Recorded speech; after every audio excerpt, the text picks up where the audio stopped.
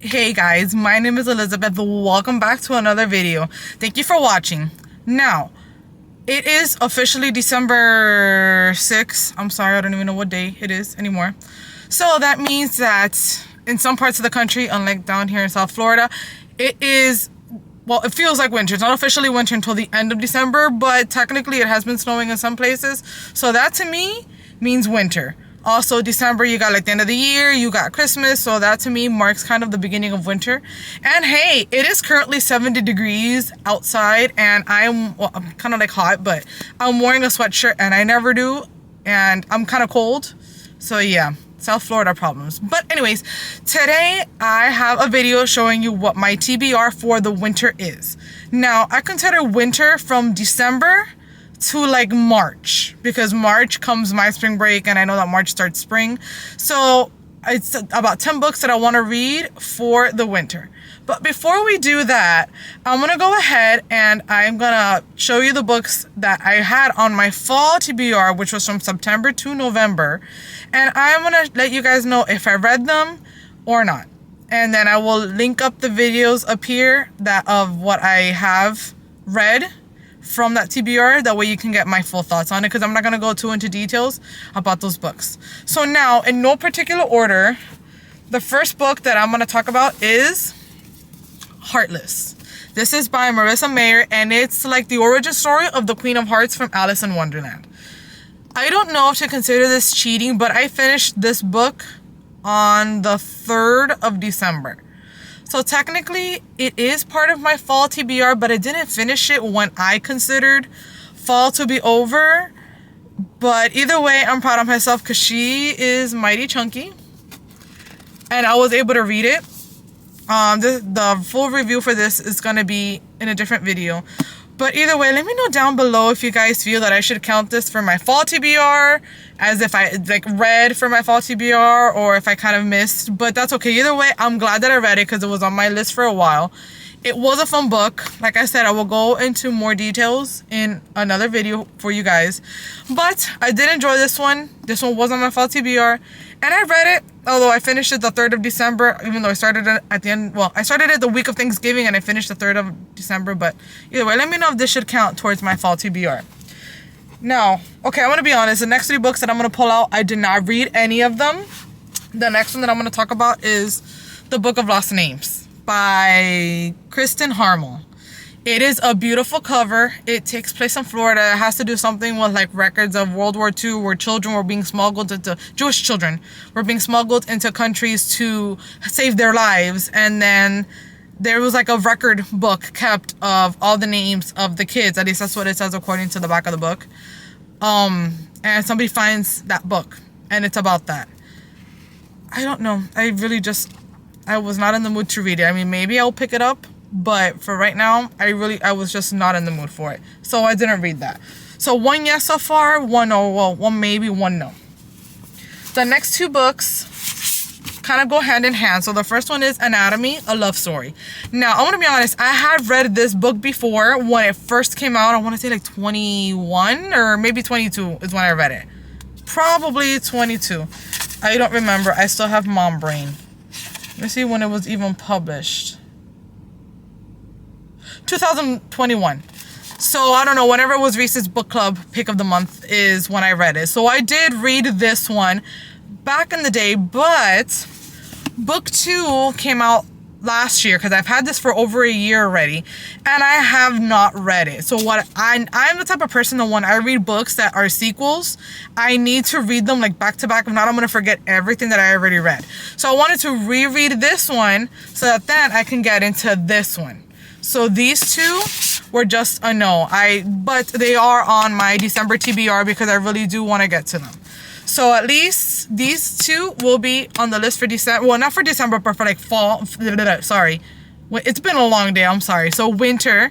So hopefully I do get to these by March. Now, I did read most of these other books that I will be pulling out. And actually I read all of these in November. So yay me. The first one that I read was The Bookish Life of Nina Hill. It's about a girl that has just always been her and her mom. She's an only child, but randomly she worked at a bookstore. She gets a lawyer that goes to her job and tells her, hey, you know, we need you at this will reading because your father passed away and you need to be there for when we read the will. So she discovers siblings and aunts and uncles and nephews that she never really knew she had. And it's just about that. It was an okay book. It really wasn't my favorite, so I might unhaul this sometime soon because I don't see myself rereading it. And honestly, even with the family tree, I still was a little confused as to who was who. But I did read this one. What other one did I read? Oh, this next one I absolutely loved. It was my first 5-star read of the month. And it's Rock Bottom Girl by Lucy Score. So this deals with Marley, where she kind of lost everything at a startup job that she kind of helped fund. So she has to go back home and live with her parents. And obviously she doesn't have a job. So her mom got her a job as the new high school soccer coach and PE teacher.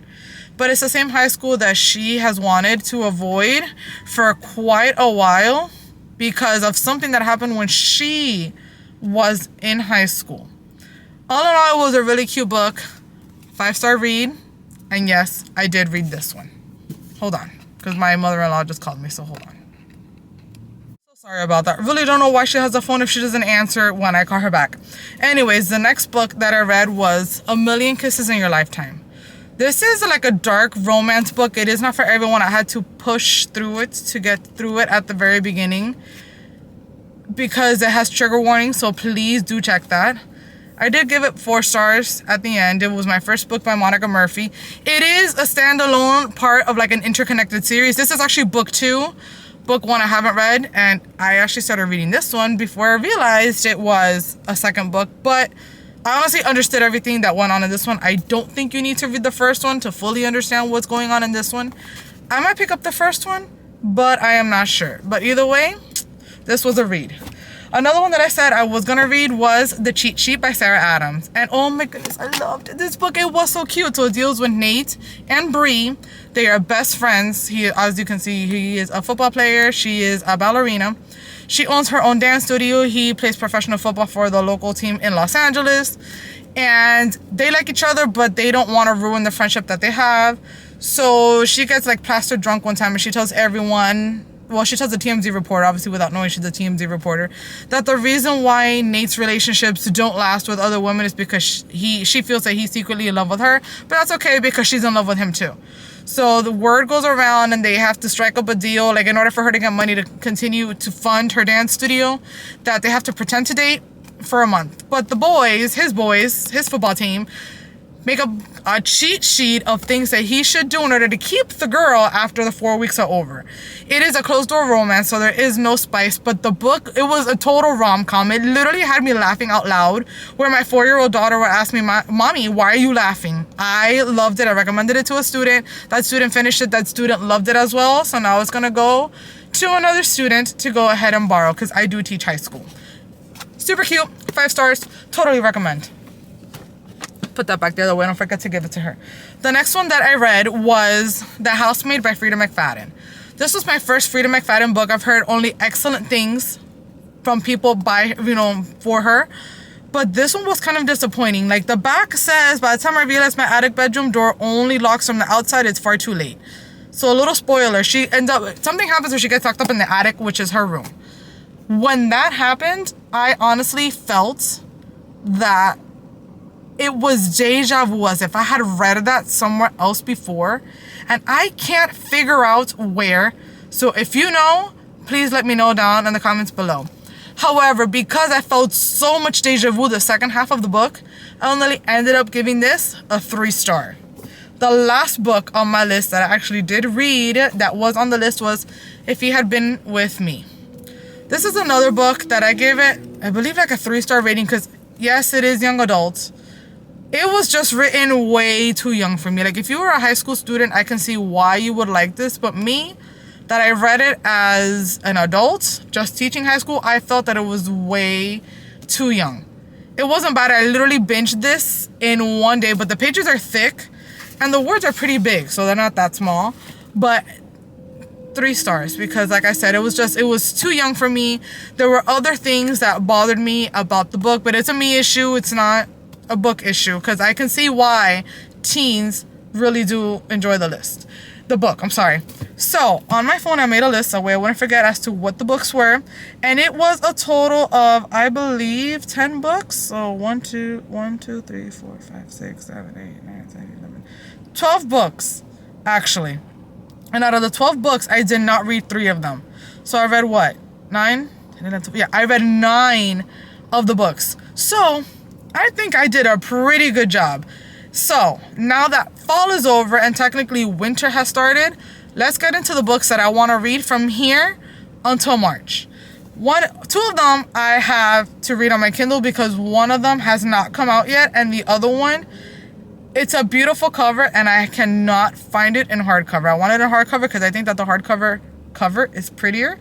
But anyway, so the first one is Midnight in Everwood. If you look at the outside, it's got a ballerina. And ballerina and like wintertime reminds me of the Nutcracker. I used to do ballet when I was younger. I've never seen the Nutcracker live, but obviously I know the story, and I don't know, it's like a Nutcracker retelling, and that to me screams winter. Now that book has a second part that comes out, or it already came out, called Upon a Frosted Star. That cover is also stunning, and it takes place during wintertime, which is why I want to read it, obviously, in the winter. Now, those are the only 2 books that I would have to read on my Kindle because I do not have the physical copies for. Now, 2 of the books I already mentioned that I wanted to read, which were, sorry, because I put them away in my bag, Anatomy and Immortality. So that so far is 4 books that I want to have on my TBR. I also made my TBR 10 and not 12 because obviously I couldn't get to the 12. Now this next one, I already started reading it in December, so technically I'm on track. This one is, even if I don't end up liking the book, it's going to be one of my prized possessions. It is Family Lore by Elizabeth Acevedo. Down in Miami in November, we had a book fair. I hadn't been to that book fair in years. And when I say years, I mean I was like an elementary school student the last time I went to that book fair. So I went with friends of mine, and lo and behold, Miss Acevedo was there. So yes, I went to Barnes and I bought this book at Barnes. And the best part is that I got to do what I want. It was kind of embarrassing, I'll tell you the story now, but she signed it and she personalized it because we do have the same name. So she was there with another author and she was talking. I went with my 2 kids. My son is only 1. And where the room where she was at, where she was like giving her speech and, where you got to ask her questions, it was fairly empty. So I have a double stroller, which is like a limousine because it's extremely long. And the stroller was able to fit perfectly, and I was able to feed my son, but still listen to her. So when I go to meet her, she recognized me as the one that was feeding her baby. So she's like, "Oh, you were the one that was feeding your baby." And it was so cute that she noticed, but I was embarrassed. I'm like, I hope she doesn't feel that I, sat and listened to her just so that I can feed my son, because that really wasn't the point. Like, I really wanted to meet her because I've heard only great things about her. So far, this book reminds me of Encanto because it's just, I'll get more into details about that in my wrap-up video for December, but it's a big Dominican family. Being Latino, we have big families. Like, everybody's a cousin, everybody's a tia, everybody's a tío, and it's just like, in Encanto, there were so many different characters that I had to sit there and watch the movie to figure out who was a cousin and who was a sister or a sibling or something. And I'm kind of getting that from this book. What I do like about the book is that she did put like a table, oopsies, my butterfly clip, a table of contents to show who each person was. So I kind of like that because if I forget, because sometimes the chapters are long and I have to finish or I have to stop mid-chapter, I can remember who is who because of that, which is why I have that little butterfly there. That way I can just flip to it without having, to search for it. So that is definitely book 1, which I am well on my way to read. That's book, actually, like 5. Yeah, that's book 5. Anyway, so we're halfway through the list, but I have started reading that one. The next 2 that I want to read are also, it's a duology. So the first one is Tiny Pretty Things. It says, shoulder to shoulder, we are a sea of paper-thin bodies. One large gust could push us around like the fall leaves tumbling past the lobby's picture windows. We are that light, that vulnerable, that afraid. Everyone wants a soloist part. Everyone wants to be the prima ballerina of the American Ballet Conservatory. Everyone wants a spot in the company. Everyone wants to be the favorite. Even me. So this is a ballet story. It is also a show on Netflix. I have 2 weeks off now at the end of December, so hopefully I can finish this book and the next one that follows it, which is Shiny Broken Pieces, so that then I can watch the Netflix series. So obviously I can't, this one just says, sometimes I still have to pinch myself to believe that it's actually my life, that at this time next year, I'll be one of 2 apprentices of the American Ballet Company. Well, if all goes according to plan anyway, which it will. This is my year. This is my turn. I'll be the lead soloist. I'll be chosen for the company. I'll do whatever it takes. Can't tell you if it follows the same person as this one because I haven't read this one. I haven't watched the show or anything. But these 2 are also on my list. So that's already 7 books. Now, this other one, this is a really short read, so I'm hoping I can get this one done soon. Again, it's called Nocturne by Alyssa Weiss. Again, ballerina, totally giving me Nutcracker vibes. I have to read the inside. Hold on. It says, growing up in Chicago's Little Sicily in the years following the Great War, Grace Dragata has always wanted to be a ballerina, ever since she first peered through the windows of the Near North Ballet Company. So when Grace is orphaned, she chooses the ballet as her home, imagining herself forever ensconced in a transcendent world of light and beauty so different from her poor immigrant upbringing. Years later, with the Great Depression in full swing, Grace has become the company's new prima ballerina, though achieving her long-held dream is not the triumph she once envisioned. Time and familiarity have tarnished that shining vision, and her new position means the loss of her best friend in the world. Then she attracts the attention of the enigmatic Master La Rosa as her personal patron and realizes the world is not as small or constricted as she has come to fear. Who is her mysterious patron, and what does he want from her? As Grace begins to unlock the Master's secret, she discovers that there is beauty in darkness as well as light, finds that true friendship cannot be broken by time or distance, and realizes there may be Sorry, my battery died, but anyways, this is totally giving me Nutcracker vibes and just everything. It's a really short book too. It is, I don't even think it's 300 pages. 232 pages, so it's a fairly short book. Hopefully I can probably read this in one sitting, and I hope I will be able to do that like one weekend or something that I really have nothing to do. And then the last 2 books I want to read are, hold on, The Night Circus by Erin Morgenstern. It says, the circus arrives without warning. No announcements precede it. It is simply there when yesterday it was not. Within the black and white striped canvas tents, an utterly unique experience full of breathtaking amazements. It's called Le Cirque des Rêves, and it is open only at night. But behind the scenes, a fierce competition is underway. A duel between 2 young magicians, Celia and Marco, who have been trained since childhood expressly for this purpose by their Mercutio instructors. Unbeknownst to them both, this is a game in which only one can be left standing. Amidst the high stakes, Celia and Marco soon tumble headfirst into love, setting off a domino effect of dangerous consequences, and leaving the lives of everyone from the performers to the patrons hanging in the balance. So I don't know why, but it just gives me like cozy, well maybe not cozy, but to me it gives me winter vibes. I don't know. You have stars, and those stars can kind of like be misinterpreted as snowflakes. I don't know. But I really want to read this one. And then the last one is A Man Called Off by Frederick Bachman. I've heard that he is an amazing writer. This has been turned into a movie with Tom Hanks called A Man Called Otto. My husband saw the movie, and he told me that it's a movie that I would like. I'm the type of person that I like to read the book and then watch the movie to then compare, which is why I want to read this one. I know that it's about, he's a kind of like a grumpy older man, and a family moves in next door. Sorry. And it's like the relationship that he builds with that family. I kind of imagine the ending of the movie, because if it's a movie that I'm going to like, it's a movie that's going to make me cry. So I can imagine what happens at the end, but I can't tell you because, like I said, I haven't read it. But all in all, I really do want to read it. And that concludes book 10 of what my TBR for the winter is. So thank you so much for watching. Go ahead and hit the subscribe button down below because it really helps out my channel. And go ahead and click the notification bell so that you can be notified of all my future uploads. Thank you for watching again, and see you next time. Bye.